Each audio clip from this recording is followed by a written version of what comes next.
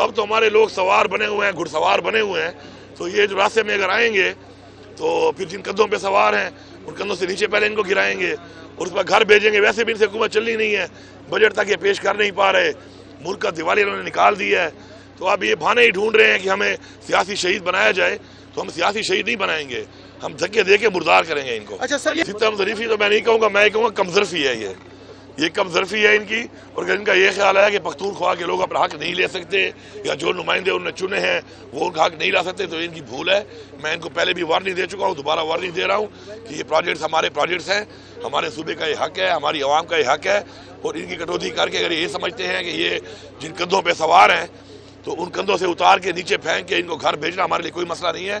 یہ اگر ان چیزوں کو ٹھیک نہیں کریں گے اور ان کو جو انہوں نے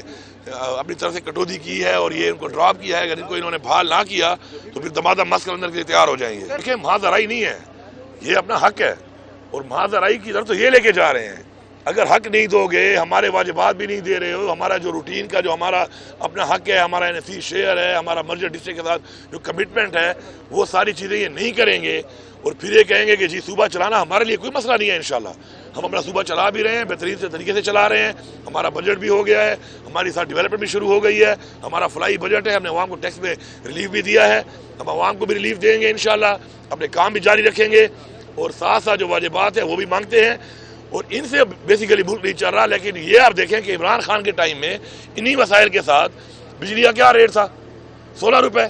آج 65 روپے سے مہنگی کر کے لوگوں کو نہیں مل رہی، پیسہ کہاں جا رہا ہے؟ پیٹرول کو دیکھ لیں، دنیا میں مہنگا تھا ہم سستا دے رہے تھے، دنیا میں سستا ہو گیا ہے، یہ اتنا مہنگا کرنے کے بعد پیسہ کہاں جا رہا ہے؟ گیس کو دیکھ لیں،